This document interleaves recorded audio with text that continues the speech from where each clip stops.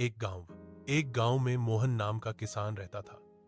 उसके पास थोड़ी सी जमीन थी, लेकिन उसी जमीन से वह अपने परिवार का पेट पालता था। वह रोज सुबह सूरज उगने से पहले उठता और खेत की ओर चला जाता। उसके हाथों में हल और कंधे पर बीज की बोरी होती थी। खेत ही उसका मंदिर और खेती ही उसकी पूजा थी। मोहन गेहूं की खेती करता था। समय पर बीज बोना, खेत में पानी देना और घास फूस निकालना उसकी दिनचर्या थी।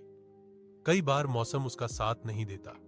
कभी बारिश ज्यादा हो जाती, कभी सूखा पड़ जाता, कभी कभी कीड़े फसल बर्बाद कर देते। इन सब कठिनाइयों के बावजूद वह मेहनत करना नहीं छोड़ता था। जब फसल पक जाती और सुनहरी बालियां हवा में झूमती, तो उसका मन खुशी से भर जाता। कटाई के समय वह और उसका परिवार मिलकर खेत में मेहनत करते। गेहूं का अनाज ही उनकी साल भर की रोटी और बच्चों की पढ़ाई का सहारा बनता। मोहन का सपना था कि उसके बच्चे पढ़ लिखकर अच्छे इंसान बने। वह कहता, किसान के पसीने से ही देश का पेट भरता है, इसलिए मेहनत से कभी डरना नहीं चाहिए। बन गया।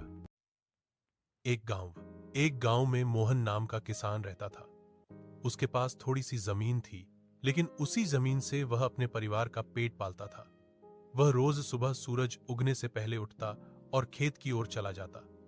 उसके हाथों में हल और कंधे पर बीज की बोरी होती थी। खेत ही उसका मंदिर और खेती ही उसकी पूजा थी।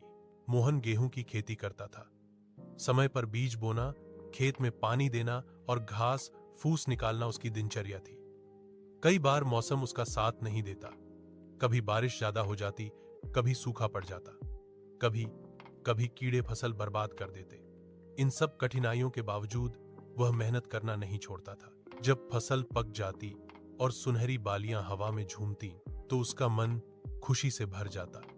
कटाई के समय वह और उसका परिवार मिलकर खेत में मेहनत करते। गेहूं का अनाज ही उनकी साल भर की रोटी और बच्चों की पढ़ाई का सहारा बनता। मोहन का सपना था कि उसके बच्चे पढ़ लिखकर अच्छे इंसान बने। वह कहता, किसान के पसीने से ही देश का पेट भरता है, इसलिए मेहनत से कभी डरना नहीं चाहिए। बन गया।